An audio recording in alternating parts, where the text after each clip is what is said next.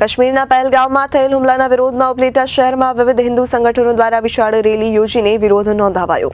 હાલમાં કાશ્મીરના પર્યટક સ્થળમાં પહેલગામમાં થયેલ આતંકી હુમલામાં અનેક ભારતીય પ્રવાસીઓએ પોતાના જીવ ગુમાવ્યા છે, જેમાં અનેકે પિતા, પતિ, ભાઈ અને પરિવારોની છત્રછાયા ગુમાવી છે કે જેનો પડઘો સમગ્ર દેશમાં પડી રહ્યો છે અને દેશભરમાં આ હુમલાનો વિરોધ થઈ રહ્યો છે।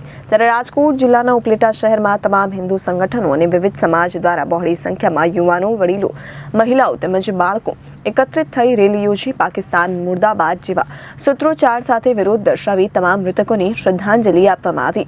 આવા અનેકે વાર થયેલા આતંકવાદી હુમલાને લઈને દેશભરમાં ભારે વિરોધ થઈ રહ્યો છે। જ્યારે પ્રવાસીઓ અને જવાનો પોતાનો જીવ ગુમાવે છે ત્યારે સમગ્ર દેશમાં શોકની લાગણી પ્રસરી જવા પામી છે, જેથી આવા હુમલાઓને દેશભરમાં વખોડી કાઢી આવા હુમલા કરનાર આતંકવાદીઓની વહેલી તકે શોધી ખત્મ કરવા જોઈએ અને દેશને સુરક્ષિત રાખવા આવા બનાવો ન બને તેવી તકેદારી અને સુરક્ષાને લઈ હુમલાવરોને જડબાતોડ જવાબ આપવા સરકારની રજૂઆત કરવામાં આવી।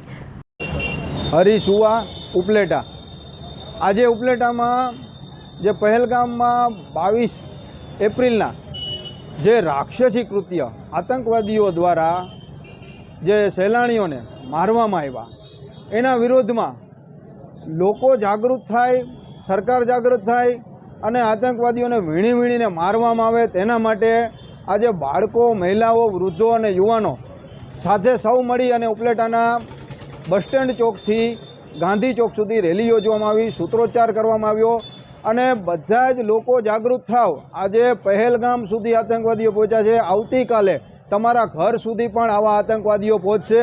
જાગૃત થાવ, એક થાવ અને સરકારને પણ વિનંતી છે કે ટૂંક સમયમાં જ પાકિસ્તાનની હાલત ખરાબ કરી નાખો। Bureau report, Janadesh news, Upleta.